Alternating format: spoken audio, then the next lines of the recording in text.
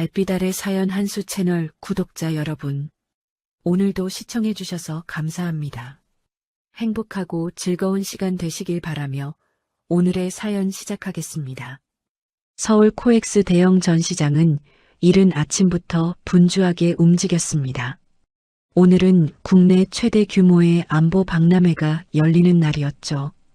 육해공군 주요 지휘관들과 방산기업 회장단, 국회 국방위원회 소속 국회의원들, 그리고 주요 언론사 카메라 취재진까지 총출동한 대규모 행사였어요. 전시장 곳곳에는 최신 무기체계와 방산 장비들이 빼곡하게 진열되어 있었고, 입구에서부터 군악대의 연주 소리가 울려 퍼졌습니다. 이 행사를 총괄하는 책임자는 한기준 대령이었어요. 40대 중반의 그는 이번 행사를 성공적으로 마무리하면 진급심사에서 결정적으로 유리한 위치를 차지할 수 있다는 걸 누구보다 잘 알고 있었습니다. 그래서 지난 석 달 동안 모든 준비 과정을 직접 챙겼죠. 새벽같이 출근해서 밤늦게까지 남아 행사 진행표를 검토하고 각 부스 배치를 확인하고 초청 인사 명단을 점검했습니다. 특히 맨 앞줄 VIP석 배치에는 각별히 신경을 썼어요. 그곳에는 예비역 삼성 장군과 사성 장군 총 13명이 앉을 예정이었습니다. 군 내부에서 비공식적으로 백송해라 불리는 원로 그룹이었죠. 이들은 비록 예편했지만 여전히 군 인사와 방산업계에 막강한 영향력을 행사하는 인물들이었어요. 한기준은 이들 하나하나와의 관계가 자신의 미래를 좌우할 수 있다는 걸 알았습니다. 그래서 누가 어느 자리에 앉는지, 누구 옆에 누가 배치되는지까지 세밀하게 계산했죠. 행사 시작 40분 전 한기준은 검은색 정복 차림으로 VIP석 구역을 마지막으로 점검하고 있었습니다. 명패 하나하나의 위치를 확인하고 좌석 간격이 적절한지 살폈어요. 테이블 위에 놓인 생수병의 라벨 방향까지 일일이 맞췄습니다. 그의 가슴에는 행사 진행용 핀 마이크가 달려 있었죠. 보좌관 2명이 그의 뒤를 졸졸 따라다니며 지시사항을 받아 적었습니다. 그런데 좌석을 한 바퀴 돌던 중 한기준은 이상한 광경을 목격했어요. 맨 앞줄 가장 왼쪽 자리, 그러니까 중앙 무대를 기준으로 가장 측면에 위치한 좌석에 이미 누군가가 앉아 있었던 겁니다. 회색 코트를 입은 70대로 보이는 노년 여성이었어요. 짧게 자른 백발에 화장기 없는 얼굴, 그리고 조용히 정면을 응시하는 차분한 자세였습니다. 한기준의 눈썹이 꿈틀했어요. 그는 즉시 옆에 있던 보좌관의 팔을 잡아 끌었습니다. 저 자리는 누구 승인이야? 목소리에 날이 서 있었죠. 보좌관은 황급히 태블릿 PC를 꺼내 명단을 확인했습니다. 저 대령님, 명단에는 없는 것 같은데요. 보좌관의 손가락이 화면을 빠르게 훑어 내려갔지만 그 여성의 이름은 어디에도 없었어요. 한기준의 미간이 더욱 좁혀졌습니다. 그는 이 행사의 모든 것을 완벽하게 통제하고 싶어 했어요. 특히 VIP석은 자신이 직접 승인한 사람만 앉아야 한다고 굳게 믿었습니다.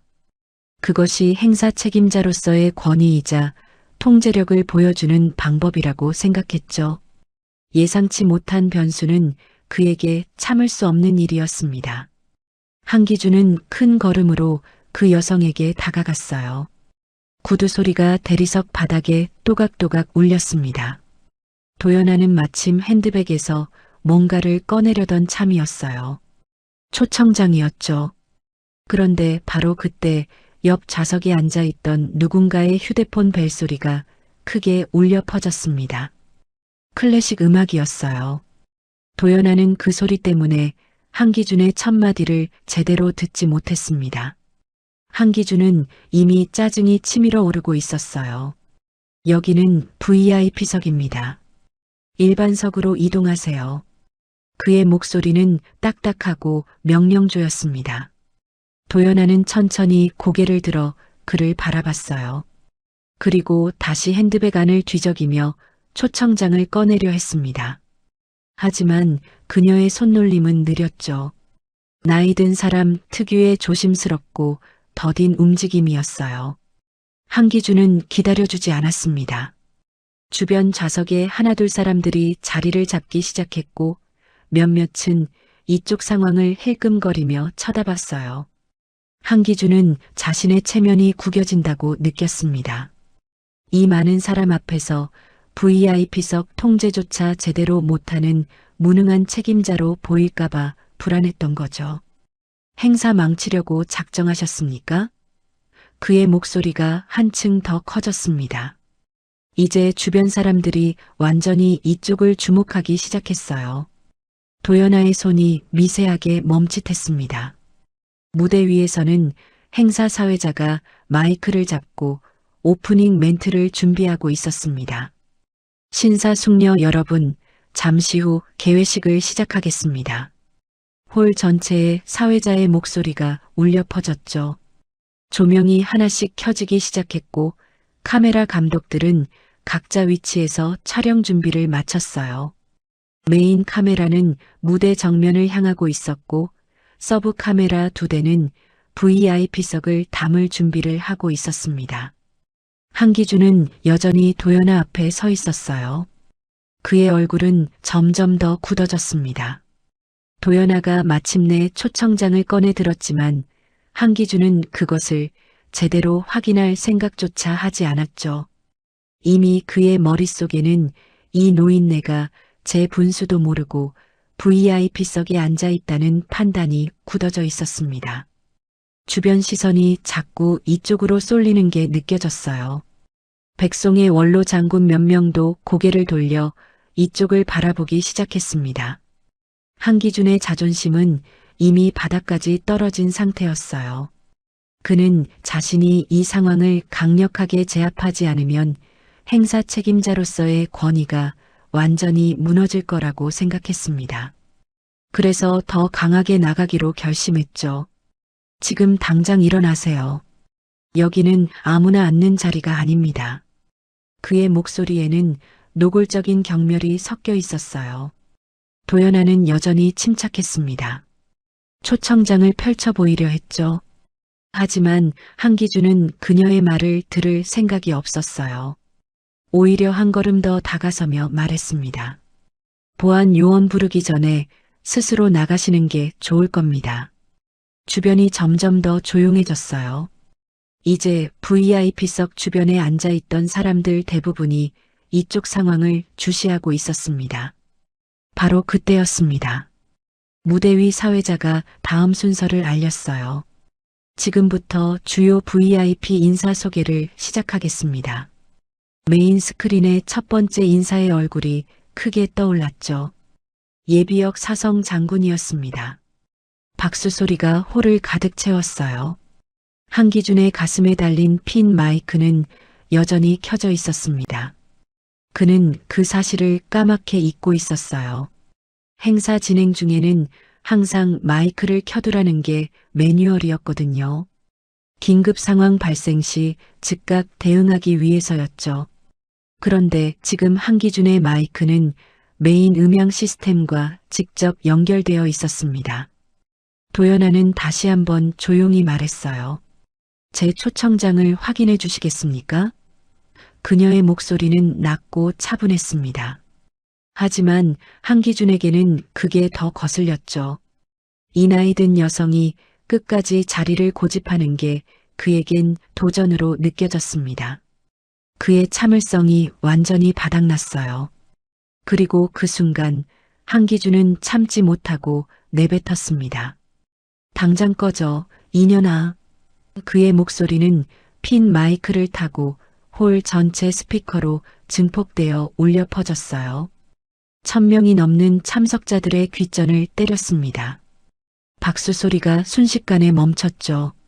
사회자는 말을 잃었고 무대 위 조명 기사는 당황해서 스포트라이트를 이리저리 움직였어요. 홀 전체가 얼어붙었습니다. 누군가의 물컵이 바닥에 떨어지는 소리가 유난히 크게 들렸어요. 메인 스크린에는 여전히 예비역 장군의 얼굴이 떠 있었지만 카메라 감독은 재빨리 신호를 받고 VIP석 쪽으로 카메라를 돌렸습니다. 서브 카메라도 동시에 그쪽을 향했죠. 그리고 대형 스크린에 도연아의 얼굴이 확대되어 나타났습니다.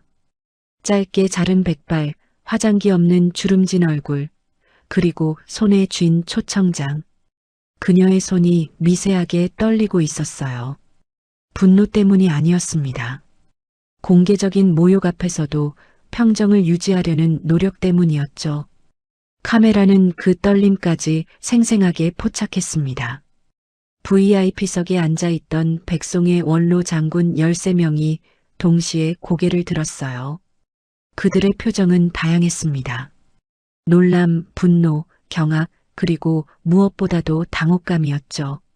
그중 한 명, 예비역 사성 장군 출신인 최진혁이 천천히 자리에서 일어났습니다. 그는 한기준과 같은 부대에서 근무했던 적이 있었어요. 한기준의 성격과 행실을 어느 정도 알고 있었죠.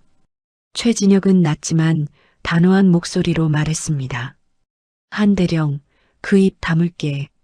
그의 목소리에는 더 이상의 말을 용납하지 않겠다는 권위가 실려 있었어요. 홀의 공기가 완전히 바뀌었습니다. 긴장감이 사방을 짓눌렀죠. 한기준은 그제야 자신이 무슨 짓을 저질렀는지 깨닫기 시작했어요. 가슴에 핀 마이크를 내려다봤습니다. 빨간 불이 켜져 있었죠. 그의 얼굴이 창백하게 질렸어요. 손끝이 차갑게 식어갔습니다. 하지만 아직 그는 몰랐습니다. 자신이 방금 모욕한 그 여성이 누구인지, 그리고 이 상황이 얼마나 치명적인 실수인지를요. 최진혁 장군이 천천히 단상 쪽으로 걸어 나왔습니다. 그의 걸음걸이는 느렸지만 묵직한 무게감이 있었어요. 70대의 나이에도 불구하고 등은 곧게 펴져 있었고 군인 특유의 절도 있는 자세가 그대로 유지되고 있었죠. 홀 안의 모든 시선이 그에게 집중되었습니다. 카메라들도 일제히 그를 따라 움직였어요. 최진혁은 무대 바로 앞까지 걸어가서 멈춰 섰습니다. 그리고 천천히 몸을 돌려 참석자들을 향해 섰죠. 마이크를 건네받을 필요도 없었어요. 그의 목소리는 마이크 없이도 홀 전체에 울려 퍼질 만큼 단단했습니다. 신사숙녀 여러분, 그가 입을 열었어요. 제가 잠시 말씀드리겠습니다. 홀은 숨소리조차 들리지 않을 만큼 조용해졌습니다. 최진혁은 VIP석 가장 왼쪽에 앉아 있는 도연아를 향해 고개를 돌렸어요. 그리고 또박또박 말했습니다. 방금 그 자리에 앉아 계신 분은 도연아 전 합참의장이십니다. 그의 말이 끝나자마자 홀 전체가 웅성거리기 시작했어요. 합참의장이라고? 전직 합참의장? 여성 합참의장? 여기저기서 놀란 목소리들이 터져나왔습니다. 카메라들이 다시 도연아에게 집중되었죠. 메인 스크린에는 그녀의 얼굴이 계속 클로즈업되어 나타났어요. 언론사 기자들은 미친 듯이 셔터를 눌러댔습니다. 플래시가 정신없이 터졌죠. 한기준의 얼굴에서 핏기가 완전히 사라졌습니다. 입술이 바들바들 떨렸어요. 다리에 힘이 풀려 그 자리에 서 있기조차 힘들었죠. 그의 머릿속이 하얗게 백지장처럼 변했습니다. 합참의장? 전 합참의장? 그는 군 역사에서 유일한 여성 포스타 출신 합참의장이 있었다는 걸 알고 있었어요. 하지만 얼굴은 본 적이 없었습니다. 도연아는 언론에 얼굴을 거의 내비치지 않았던 인물이었거든요. 최진혁은 계속 말을 이어갔습니다. 도연아 전 의장님은 대한민국 최초의 여성 포스타이시며 합참의장을 역임하신 분입니다. 그의 목소리에는 존경이 가득했어요. 군에서 40년을 복무하시며 우리 국군의 발전에 헌신하신 분이십니다. 홀 안의 공기가 더욱 무거워졌습니다. VIP석에 앉아있던 다른 원로 장군들도 하나둘 고개를 끄덕이기 시작했어요. 그중 몇몇은 도연아와 함께 근무했던 경험이 있었습니다. 한 명은 그녀 밑에서 참모로 일했던 적도 있었죠. 그들의 표정에는 분노가 역력했습니다. 자신들이 존경하는 선배가 공개적으로 모욕당하는 걸 목격한 거니까요. 도연아는 천천히 자리에서 일어났습니다. 그녀의 움직임은 여전히 조용하고 차분했어요. 흔들림이 없었죠. 회색 코트에 단추를 가지런히 여미고 핸드백을 한쪽 팔에 걸쳤습니다.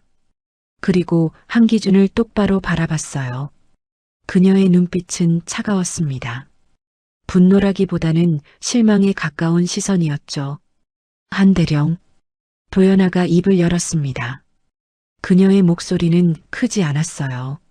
하지만 홀 전체가 조용했기 때문에 구석구석까지 또렷하게 전달되었습니다. 방금 당신이 한 말을 들었습니다. 그녀는 잠시 멈췄어요. 한기준은 고개를 들 수조차 없었죠. 당신은 지금 저 한 사람만 모욕한 게 아닙니다. 도연아는 천천히 주변을 둘러봤어요. 이 자리에 있는 모든 여군, 아니 대한민국군 전체를 모욕한 겁니다. 그녀의 말 한마디 한마디가 한기준의 가슴을 칼처럼 찔렀습니다. 군인이 동료를, 선배를, 그것도 이런 공개석상에서 저런 식으로 대하는 게 옳다고 생각하십니까? 한기준은 대답할 수 없었어요. 목구멍이 타들어가는 것 같았습니다. 침을 삼키려 해도 입안이 바짝 말라 있었죠. 그의 손은 주먹을 쥔 채 바들바들 떨렸습니다. 도연아는 다시 말했습니다. 저는 오늘 아무 직함도 없이 왔습니다. 그저 한 명의 초청 손님으로요. 그녀는 손에 든 초청장을 살짝 들어 보였어요. 하지만 당신은 그것조차 확인하지 않았습니다. 그녀의 목소리는 여전히 차분했지만 그 안에 담긴 무게는 엄청났습니다. 홀 안의 사람들은 숨죽이며 이 장면을 지켜봤어요. 누구 하나 움직이는 사람이 없었습니다. 국회의원 몇 명은 서로 눈빛을 주고받았죠. 방산기업 회장단은 긴장한 표정으로 상황을 주시했습니다. 이건 단순한 실언이 아니었어요. 공개적인 망신이었고 군의 위신을 깎아내리는 사건이었습니다. 최진혁이 다시 입을 열었어요. 한대령, 당장 행사장을 나가시오. 그의 목소리에는 어떤 협상의 여지도 없었습니다. 그리고 상부에 보고하겠소. 이 일은 여기서 끝나지 않을 것이오. 한기준의 다리가 완전히 풀렸습니다. 그는 간신히 몸을 지탱한 채 비틀거리며 VIP석을 벗어났어요. 카메라는 그의 뒷모습을 끝까지 쫓았습니다. 구부정해진 어깨, 휘청거리는 걸음걸이, 그리고 완전히 무너진 표정. 그 모습이 생생하게 화면에 담겼죠. 언론사 기자들은 미친 듯이 메모를 했습니다. 이건 내일 모든 신문 일면을 장식할 특종이었어요. 도연아는 다시 자리에 앉았습니다. 그녀의 표정은 여전히 평온했어요. 하지만 옆에 앉은 원로 장군이 조용히 말했습니다. 괜찮으십니까? 도연아는 고개를 끄덕였죠. 괜찮습니다. 하지만 그녀의 손은 여전히 미세하게 떨리고 있었습니다. 그날 밤 국방부 본관 건물의 불은 꺼지지 않았습니다. 감찰실 사무실에는 긴급 소집된 조사관들이 빼곡히 모여 있었어요. 컴퓨터 모니터의 푸른 빛이 어두운 사무실을 희미하게 비췄죠. 코엑스에서 벌어진 사건은 이미 모든 언론사 뉴스 속보로 타전되었습니다. 포털 사이트 실시간 검색어 1위부터 10위까지가 모두 이 사건 관련 키워드로 도배되었어요. 감찰실장인 김태성 준장은 책상 앞에 앉아 사건 영상을 반복해서 돌려봤습니다. 한기준이 도연아에게 욕설을 퍼붓는 장면, 도연아의 떨리는 손, 그리고 최진혁 장군이 정체를 밝히는 순간까지요. 김태성은 깊은 한숨을 내쉬었어요. 이건 단순 기강 회의 문제가 아니야. 그는 옆에 서 있던 조사관에게 말했습니다. 전면 조사에 들어가. 한기준 대령의 모든 것을 파헤쳐. 조사관들은 즉시 움직였습니다. 한기준의 인사 기록, 근무 이력, 재산 신고 내역, 통신 기록까지 샅샅이 뒤지기 시작했어요. 그리고 불과 3시간 만에 이상한 점들이 속속 발견되기 시작했습니다. 한기준의 개인 계좌로 설명할 수 없는 금액들이 여러 차례 입금되어 있었거든요. 준장님, 이것 좀 보십시오. 한 조사관이 서류를 들고 김태성에게 다가왔습니다. 한 대령의 계좌에 지난 6개월간 총 1억 2천만 원이 입금되었습니다. 출처는 모두 다른 명의인데 추적해보니 전부 페이퍼 컴퍼니였습니다. 김태성의 눈빛이 날카로워졌어요. 방산업체와 연결되어 있나? 조사관이 고개를 끄덕였죠. 네, 이번 박람회 참가 업체 중 3곳과 연결고리가 있습니다. 김태성은 즉시 더 깊은 조사를 지시했어요.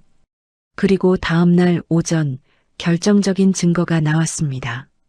한기준의 태블릿 PC에서 삭제된 파일들을 복구한 결과 VIP석 배치와 관련된 의심스러운 문서들이 발견된 거예요. 그 문서에는 특정 방산업체 대표들의 이름과 좌석 번호가 적혀 있었습니다. 그리고 각 이름 옆에는 금액이 적혀 있었죠.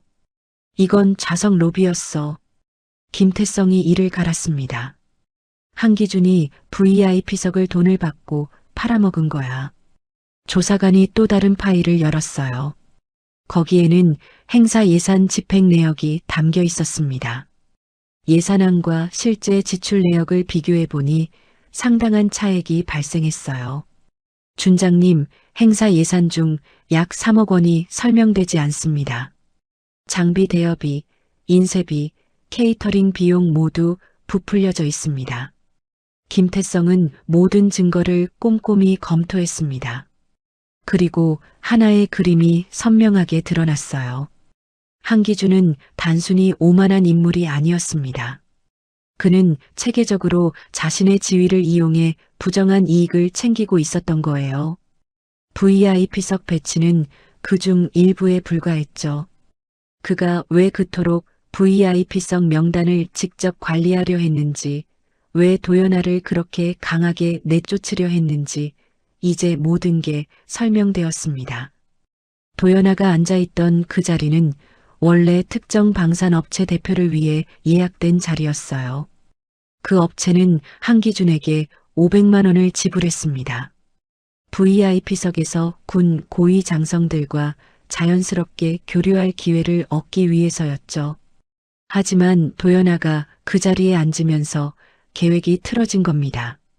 한기준은 당황했고 그 당황함이 분노로 폭발한 거였어요.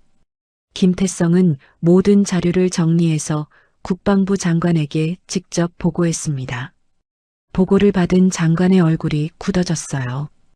이건 군의 신뢰를 완전히 무너뜨릴 사안이야. 장관은 즉시 합동참모본부 의장에게도 통보했습니다. 사건의 심각성을 인지한 군 수뇌부는 긴급회의를 소집했어요. 한편 VIP석에 앉아있던 백송의 원로 장군들도 움직이기 시작했습니다. 그들 중 3명은 현직 국방위원회 자문위원이었어요. 이들은 의원들에게 직접 연락했습니다. 이번 사건은 반드시 철저히 조사되어야 합니다. 최진혁 장군은 한 국회의원에게 전화를 걸었어요. 도연아 전 의장은 우리 군의 산증인입니다. 그분을 공개적으로 모욕한 것은 군 전체를 모욕한 겁니다. 정치권도 빠르게 반응했습니다. 국방위원회 야당 간사는 즉각 국정감사를 요구했어요. 군 내부 비리와 연결된 사건일 가능성이 높습니다. 철저한 진상규명이 필요합니다. 여당 의원들도 가세했죠. 군기회의를 넘어선 구조적 문제가 있는 것으로 보입니다. 이틀 뒤 도연아는 국방부로부터 공식 면담 요청을 받았습니다. 감찰실에서 사건 경위를 확인하고 싶다는 내용이었어요. 도연아는 조용히 국방부를 방문했습니다. 김태성 준장이 직접 그녀를 맞이했죠. 의장님, 불편을 끼쳐드려 죄송합니다. 김태성은 정중하게 인사했어요. 면담실에서 도연아는 그날의 상황을 차분히 설명했습니다.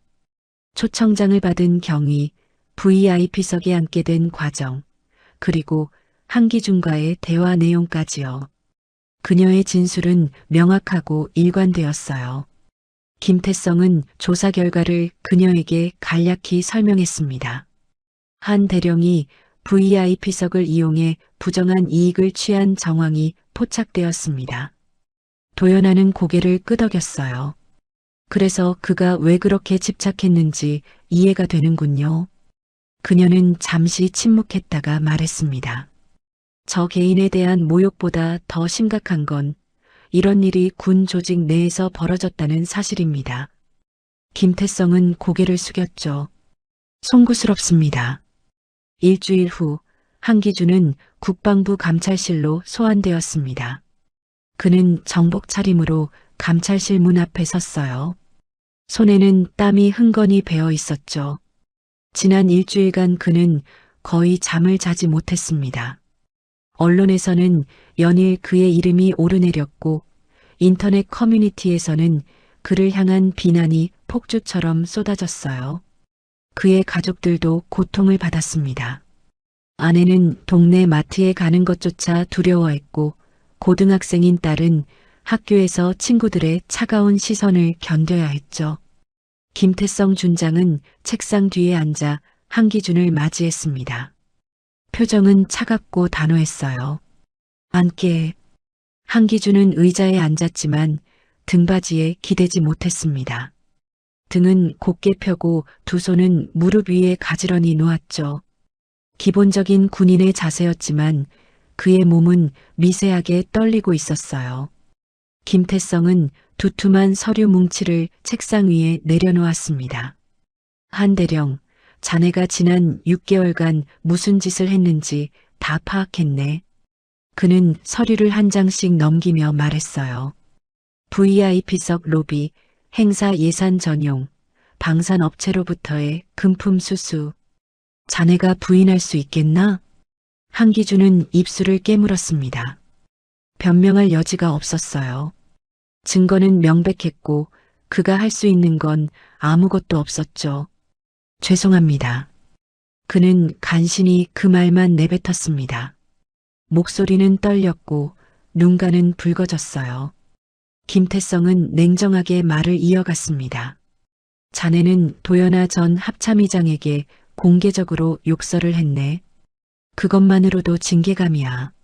하지만 문제는 거기서 끝나지 않아. 그는 또 다른 서류를 펼쳤어요. 자네가 전용한 예산 중 상당액이 방한 장비 구매 예산에서 빠져나간 거였네. 알고 있었나? 한기준의 얼굴이 더욱 창백해졌습니다. 방한 장비요? 그는 몰랐어요. 자신이 서류에 사인하고 승인한 예산 조정이 어디서 어떻게 쓰이는지 제대로 확인하지 않았던 겁니다. 그저 자신의 주머니를 채우는 데만 급급했죠. 김태성이 서류를 탁 내려놓았습니다. 최전방 GOP 부대에 지급될 방한복이 30벌 부족했네. 방한화는 50켤레가 모자랐고 자네가 빼돌린 돈 때문에 최전방 장병들이 추위에 떨었어. 그의 목소리에는 분노가 실려 있었어요. 자네는 군인이야. 부하들을 책임져야 할 지휘관이라고. 한기준은 고개를 들 수 없었습니다. 눈물이 볼을 타고 흘러내렸어요. 그는 자신이 무슨 짓을 저질렀는지 이제야 완전히 깨달았습니다. 단순히 도연아를 모욕한 게 아니었어요. 그는 자신이 지켜야 할 부하들, 최전방에서 나라를 지키는 장병들을 배신한 겁니다. 닷새 후 한기준에게 공식 처분이 내려졌습니다. 직무배제, 진급심사 연구 취소, 그리고 군사재판 회부 예정. 언론에서는 이 소식을 크게 보도했어요. 하지만 여론은 여전히 들끓었습니다. 저 정도 처벌로 끝? 군대 비리는 왜 항상 솜방망이 처벌이야? 댓글창은 분노로 가득 찼죠. 군 수뇌부는 고민에 빠졌습니다. 단순히 한기준 개인을 처벌하는 것만으로는 부족했어요. 군 전체의 신뢰를 회복해야 했습니다. 그리고 무엇보다 한기준에게 진정한 깨달음을 주어야 했죠. 합참의장은 특별한 결정을 내렸습니다. 이틀 후 한기준은 예상치 못한 인사명령을 받았어요. 군사재판 대신 특별보직 발령이었습니다. 강원도 최전방 GOP 부대, 영하 25도까지 내려가는 혹한의 철책 근무지였죠. 그것도 일반 보직이 아니었습니다. 병사들의 생활 환경을 직접 체험하고 개선 방안을 보고하는 특별 임무였어요. 한기준은 명령서를 받아들었습니다. 그의 손이 또다시 떨렸어요. 이건 징계가 아니었습니다. 어쩌면 징계보다 더 혹독한 시련이었죠. 그는 자신이 저지른 잘못의 결과를 직접 눈으로 보고 몸으로 느껴야 했습니다. 출발 전날 한기준은 집에서 짐을 쌌습니다. 아내는 부엌에서 울고 있었어요. 딸은 방문을 닫고 나오지 않았습니다. 한기준은 거울 앞에 섰어요. 거울 속 자신의 얼굴은 초췌했습니다. 눈 밑에는 다크서클이 짙게 깔려 있었고 뺨은 푹 꺼져 있었죠. 그는 자신에게 물었습니다. 나는 왜 이렇게 되었을까? 그는 자신이 언제부터 길을 잃었는지 곰곰이 생각해 봤어요. 처음 인간했을 때는 아니었습니다. 그때의 그는 순수했고 나라를 지키겠다는 열정으로 가득했었죠. 소위, 중위, 대위 시절에도 그는 모범적인 장교였어요. 하지만 소령으로 진급하고 중령을 거쳐 대령이 되면서 무언가가 바뀌었습니다. 권력의 맛을 알게 되었고 그 권력을 이용해 개인적 이익을 챙기기 시작했죠. 처음에는 작은 것들이었어요. 업체 접대, 식사 대접, 소에게 선물. 하지만 점점 규모가 커졌습니다. 좌석 로비, 예산 전용, 그리고 결국 군 장병들의 복지 예산까지 손을 댄 거예요. 그 과정에서 그는 자신이 군인이라는 사실을 잊었습니다. 자신이 지켜야 할 가치가 무엇인지 망각했죠. 다음 날 아침 한기준은 전용차가 아닌 군 트럭에 실려 최전방으로 이동했습니다. 트럭 짐칸에는 보급품들이 가득 실려 있었어요. 방한복, 방한화, 장갑, 그리고 각종 식료품들이었죠. 한기준은 그 물품들 사이에 작게 웅크리고 앉았습니다. 차가운 바람이 천막 틈으로 들어왔어요. 그는 얇은 야전 상의만 입고 있었습니다. 추위가 뼛속까지 파고들었죠. 트럭이 산길을 달리기 시작하자 추위는 더욱 매서워졌습니다. 서울을 벗어나 강원도로 들어서면서 기온이 급격히 떨어졌어요. 한기준은 몸을 웅크렸지만 소용없었습니다. 차가운 바람이 천막 사이로 계속 파고들었거든요. 그의 손끝과 발끝이 점점 감각을 잃어갔어요. 이제야 그는 깨달았습니다.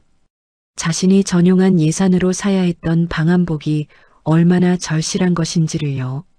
4시간을 달려 트럭은 최전방 GOP 부대 정문에 도착했습니다.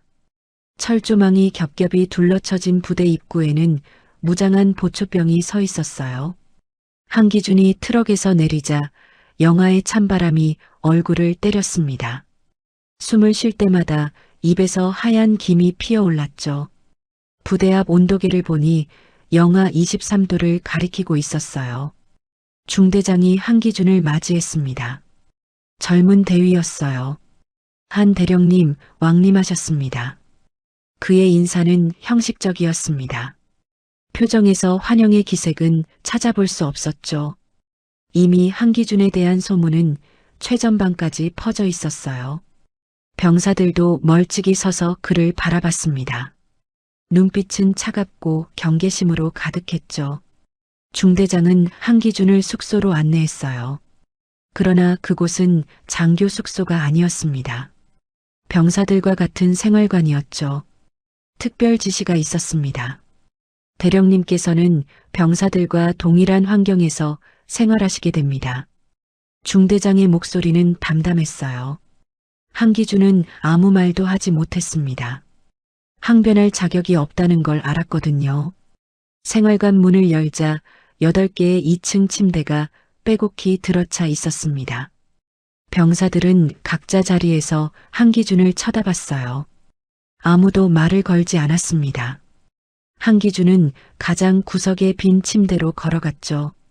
침대 매트리스는 얇았고 이불은 낡아 있었어요. 그는 배낭을 침대 밑에 밀어넣고 조용히 앉았습니다. 그날 저녁 식당에서의 저녁 식사는 고통스러웠습니다. 병사들은 한기준과 거리를 두고 앉았어요. 식판을 들고 자리를 찾는 그를 아무도 거들떠보지 않았습니다. 한기준은 구석 테이블에 혼자 앉아 밥을 먹었죠. 국과 반찬은 차가웠고 밥은 설익어 있었어요. 그는 숟가락을 들었다 놓기를 반복했습니다. 목구멍으로 음식이 넘어가지 않았거든요. 식사 후 중대장이 그를 불렀습니다. 대령님, 내일부터 철책 근무에 투입됩니다. 새벽 4시부터 6시까지 첫 번째 근무조입니다. 한기준은 고개를 끄덕였어요. 알겠습니다. 그의 목소리는 작고 힘이 없었습니다. 그날 밤 생활관에 불이 꺼졌습니다. 하지만 한기준은 잠들 수 없었어요. 얇은 이불 속에서도 추위가 계속 파고들었습니다. 난방은 되고 있었지만 충분하지 않았죠. 창문 틈으로 바람이 들어왔어요. 한기준은 이불을 머리끝까지 뒤집었었지만 소용없었습니다. 발끝이 시려서 잠들 수가 없었죠. 새벽 3시 30분 기상 나팔 소리가 울렸습니다. 병사들은 익숙한 듯 재빠르게 일어나 전투복을 입었어요. 한기준도 서둘러 옷을 챙겨 입었습니다. 하지만 그의 손놀림은 느렸죠. 추위에 손가락이 굳어 있었거든요. 병사 하나가 그를 힐끗 보더니 말했습니다. 대령님, 방한복 입으셔야죠. 한기준은 배낭을 뒤졌어요. 하지만 방한복은 없었습니다. 방한복이 없는데요. 한기준이 당황해서 말했습니다. 병사는 냉소를 띤 표호로 대답했어요. 그거야 대령님이 제일 잘 아시잖아요. 예산이 부족해서 방한복이 모자란다고 들었습니다. 그 말이 한기준의 가슴을 찔렀습니다.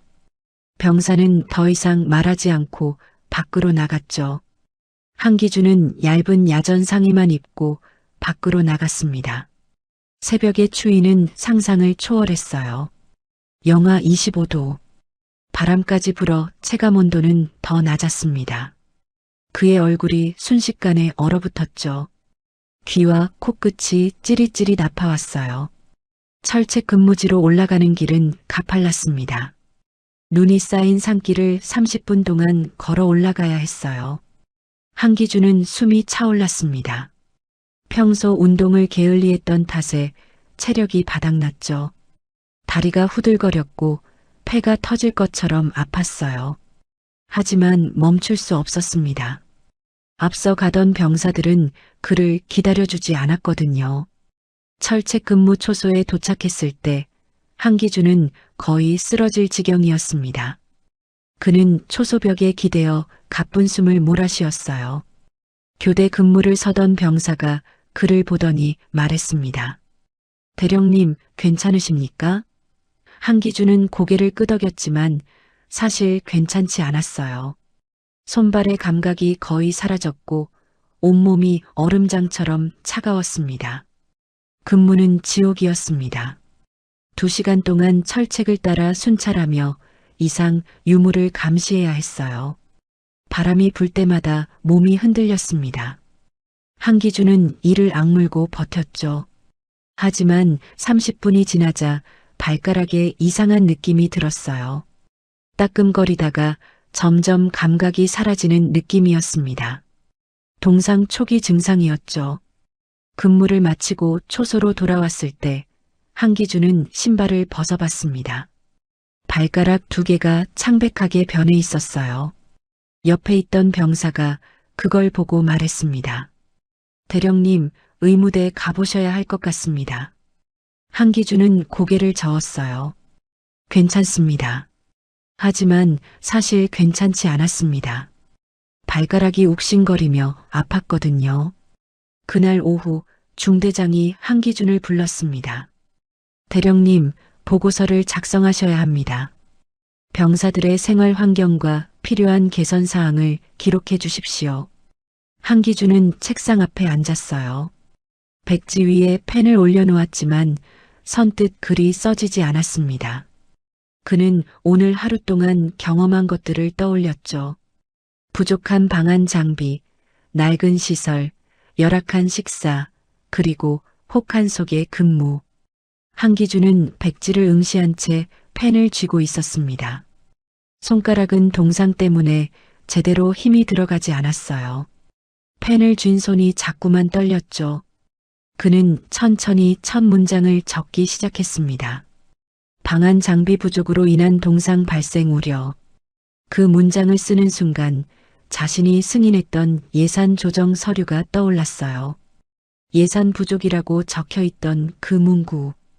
그건 다름 아닌 자신이 직접 사인한 문서였습니다.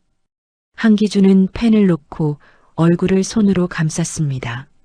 자책감이 밀려왔어요.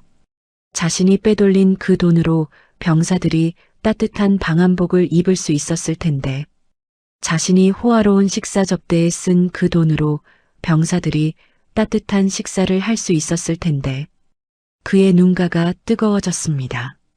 그날 저녁 생활관으로 돌아온 한기준은 자신의 침대에 누웠어요. 온몸이 욱신거렸고 발가락의 통증은 더 심해졌습니다.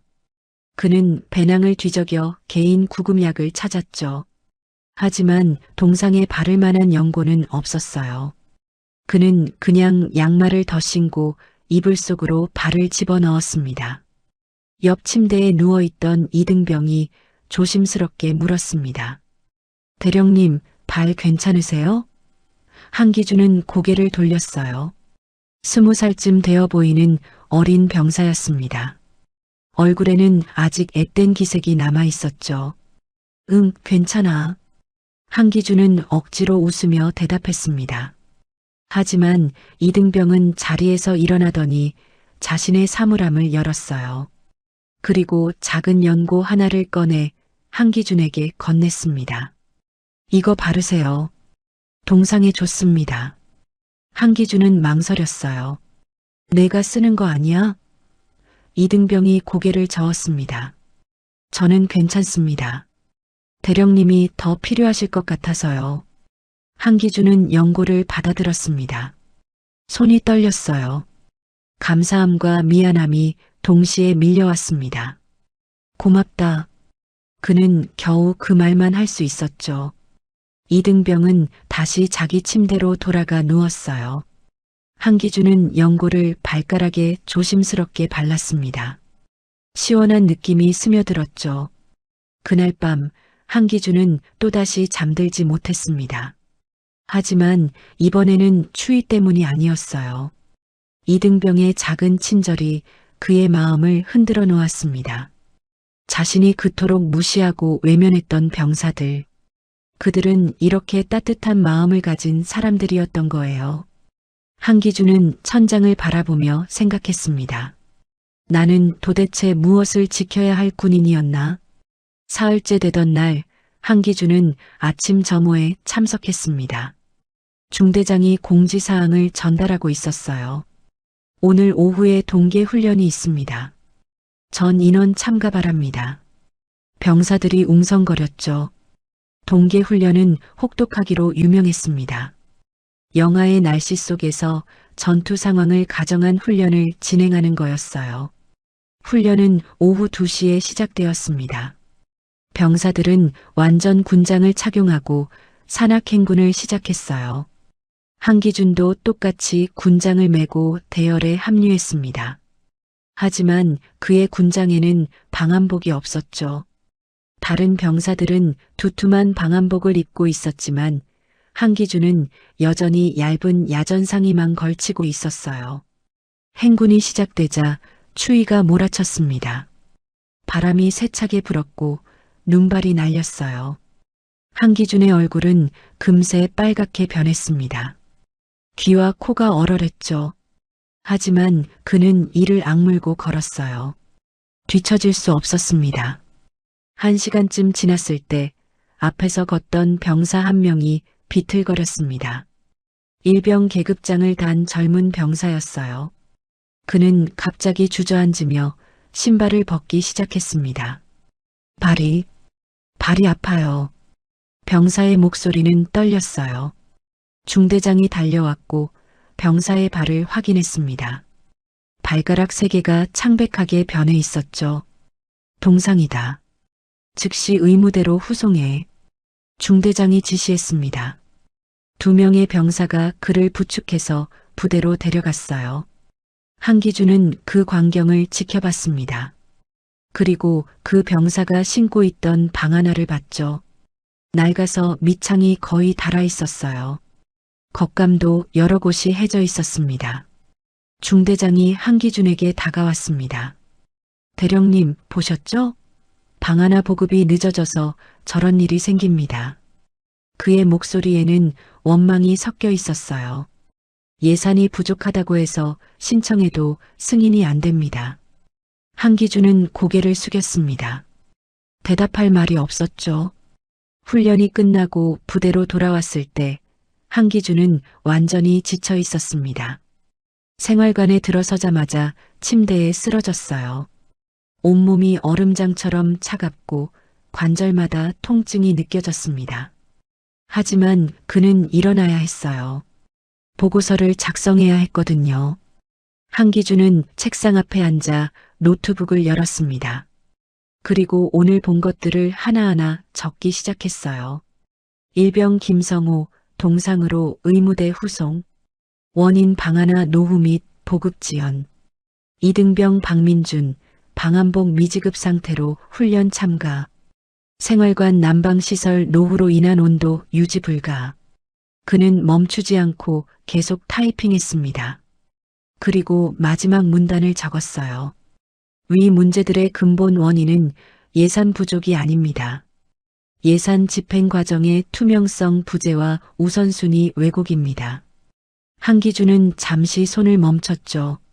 그리고 다시 타이핑을 시작했습니다. 본인이 과거 승인했던 예산 조정건들을 재검토한 결과 불필요한 행사비와 접대비가 과다 책정되어 있었습니다. 해당 예산을 방한 장비 구매로 전환할 것을 건의합니다. 그날 저녁 한기준은 자신의 방하나를 벗었습니다. 그리고 낡은 방하나를 신고 있던 병사를 찾아갔어요. 아침에 동상으로 후송되었던 일병의 동기였습니다. 이거 신어. 한기준이 자신의 방하나를 건넸습니다. 병사는 당황했어요. 대령님, 이건... 한기준이 고개를 저었습니다. 나는 괜찮아. 내가 더 필요해. 병사는 방하나를 받아들었습니다. 눈빛이 흔들렸어요. 감사합니다, 대령님. 한기준은 아무 말 없이 고개만 끄덕이고 돌아섰습니다. 그의 발에는 이제 얇은 전투화만 남아 있었죠. 한기준이 최전방에 도착한 지 석 달이 흘렀습니다. 그 사이 계절은 깊은 겨울로 접어들었고 기온은 더욱 떨어졌어요. 하지만 부대의 분위기는 조금씩 변하고 있었습니다. 한기준이 제출한 보고서들은 상부로 전달되었고 실제로 예산 집행 방식에 변화가 생기기 시작했거든요. 새로운 방한 장비들이 도착했습니다. 방한복 50벌, 방하나 100켤레, 그리고 방한 장갑과 방한모까지요. 병사들은 새 장비를 받아들며 환호했어요. 드디어 제대로 된 방한복이다. 이번 겨울은 좀 견딜만 하겠네. 생활관 곳곳에서 기쁨의 목소리가 터져 나왔습니다. 한기준은 구석에 서서 그 광경을 지켜봤어요. 병사들의 밝은 얼굴을 보니 가슴 한편이 따뜻해졌습니다. 동시에 깊은 죄책감도 밀려왔죠. 이게 당연한 건데 내가 막았던 거야. 그는 주먹을 꽉 쥐었어요. 중대장이 그에게 다가왔습니다. 대령님 덕분입니다. 보고서가 상부에 제대로 전달됐나 봅니다. 한기준은 고개를 저었어요. 아닙니다. 제가 진작했어야 할 일이었습니다. 그의 목소리는 낮고 침착했습니다. 그날 저녁 한기준은 처음으로 병사들과 함께 식사를 했습니다. 예전처럼 구석 자리가 아니라 테이블 한가운데였어요. 병사들이 자연스럽게 그의 옆에 앉았습니다. 대령님, 국 더 드릴까요? 한 병사가 물었어요. 한기준은 고개를 끄덕였습니다. 그래, 고맙다. 식사 중에 이등병 하나가 조심스럽게 말을 꺼냈습니다. 대령님, 철책 근무 자원하신다고 들었는데 사실입니까? 한기준이 고개를 들었어요. 응, 오늘 밤 자정부터 새벽 2시까지 근무 서려고. 병사들이 놀란표를 지었습니다. 그 시간대가 제일 추운데요. 한기준은 담담하게 대답했어요. 그래서 가야지. 제일 힘든 시간을 직접 경험해봐야 뭘 개선해야 할지 알 수 있으니까. 병사들은 서로를 바라봤습니다. 그리고 한 명이 말했어요. 저도 같이 가겠습니다. 다른 병사들도 손을 들었죠. 저도요. 저도 함께 하겠습니다. 그날 밤 자정 한기준은 5명의 자원한 병사들과 함께 철책 근무지로 올라갔습니다. 달빛이 눈 덮인 산을 희미하게 비쳤어요. 기온은 영하 28도까지 떨어져 있었습니다. 하지만 이제 한기준에게는 제대로 된 방한복이 있었어요. 병사들이 자신들의 여분 장비를 모아서 그에게 준 것이었습니다. 철책 앞에 서서 한기준은 북쪽을 바라봤습니다. 어둠 속에서 저편의 불빛이 희미하게 보였어요. 그는 생각했죠. 저기에도 우리와 같은 사람들이 있겠지. 추위 속에서 서 있는 전쟁의 최전선. 이곳에서 젊은이들은 조국을 지키기 위해 매일 밤을 지새웠습니다. 옆에 서 있던 병사가 말했습니다. 대령님, 처음 오셨을 때랑 많이 달라지셨네요. 한기준이 고개를 돌렸어요. 그래. 병사가 고개를 끄덕였습니다. 네, 처음엔 저희가 대령님을 믿지 못했습니다. 솔직히 말하면 싫어했어요. 한기준은 쓴웃음을 지었죠. 당연하지. 나도 날 싫어했으니까. 한기준이 말했습니다. 병사는 계속 말을 이었어요. 근데 지금은 다릅니다. 대령님이 진심으로 변하려고 노력하시는 게 보여요. 한기준은 아무 말도 하지 않았습니다. 다만 고개를 숙였을 뿐이죠. 그리고 며칠 후였습니다. 부대에 특별 방문객이 온다는 공지가 전달되었어요. 중대장이 한기준을 찾아왔습니다. 대령님, 내일 도연하 전 합참의장님께서 이곳을 방문하신답니다. 한기준의 심장이 철렁 내려앉았습니다. 도전 의장님이요? 다음 날 오전 10시 군용 차량 한 대가 부대 정문으로 들어왔습니다. 차에서 내린 사람은 도연하였어요. 여전히 회색 코트를 입고 있었고 표정은 차분했습니다. 중대장이 경례를 올렸고 병사들도 일렬로 서서 거수 경례를 했죠. 도연하는 천천히 부대 시설들을 둘러봤습니다. 생활관, 식당, 그리고 방한 장비 보관소까지요. 병사들이 그녀에게 상황을 설명했어요. 최근에 방한 장비가 대폭 보강되었습니다. 예산 집행이 정확해졌습니다. 동상 환자도 크게 줄었습니다.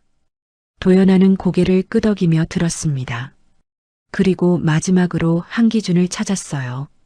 한 대령을 만나고 싶습니다.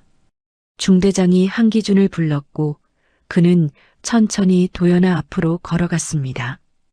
두 사람은 부대 본관 앞 작은 벤치에 나란히 앉았어요. 잠시 침묵이 흘렀습니다. 바람이 불어 눈가루가 날렸죠. 도연아가 먼저 입을 열었어요. 많이 변하셨군요. 한기준은 고개를 들지 못했습니다. 죄송합니다. 그의 목소리는 떨렸어요. 도연아는 조용히 말했습니다. 코엑스에서 당신이 한 말 잊지 않았습니다. 한기준의 주먹이 떨렸어요. 하지만 지금 이곳에서 당신이 하고 있는 일도 보았습니다. 도연아가 말을 이었죠. 권력은 사라졌습니다. 하지만 책임은 남았습니다. 한기준은 고개를 들어 도연아를 바라봤습니다. 그녀의 눈빛은 여전히 차가웠지만 그 안에 미세한 온기가 있었어요. 당신은 이제 진짜 군인이 무엇인지 배우고 있습니다. 도연아가 말했습니다. 늦었지만 아직 늦지 않았어요. 한기준의 눈가에 눈물이 맺혔습니다. 저는 용서받을 수 없습니다. 그의 목소리가 갈라졌어요. 도연아는 천천히 일어섰습니다. 용서는 당신이 구할 게 아닙니다. 당신이 해야 할 일은 계속 책임을 다하는 것뿐이에요. 도연아는 돌아서서 걷기 시작했습니다. 한기준은 자리에서 일어나 그녀의 뒷모습을 바라봤어요. 눈이 내리기 시작했습니다. 하얀 눈송이들이 하늘에서 천천히 떨어졌죠. 도연아는 철책 쪽으로 걸어갔고 한기준은 그 뒤를 따라갔습니다. 철책 위에서 도연아는 멀리 북쪽을 바라봤어요. 이곳 병사들이 당신을 믿기 시작했다고 들었습니다. 한기준이 대답했죠. 아직 멀었습니다. 하지만 매일 노력하고 있습니다. 도연아는 고개를 끄덕였어요. 그녀는 다시 한기준을 바라봤습니다. VIP석에서 시작된 일이 결국 당신을 여기까지 데려왔군요. 한 인간을 무너뜨렸고 동시에 다시 세우고 있습니다. 한기준은 고개를 숙였어요. 네, 맞습니다. 도연아는 조용히 돌아섰습니다. 그리고 부대를 떠나기 전 마지막으로 말했어요. 계속하십시오, 한대령. 진짜 전쟁은 이제부터입니다. 한기준은 차렷 자세로 경례를 올렸습니다. 도연아도 경례로 화답했죠. 차가 떠나고 한기준은 눈 내리는 철책 앞에 혼자 서 있었습니다. 그의 눈에서 눈물이 흘러내렸어요. 하지만 이번에는 자책의 눈물이 아니었습니다. 새로운 시작을 위한 눈물이었죠.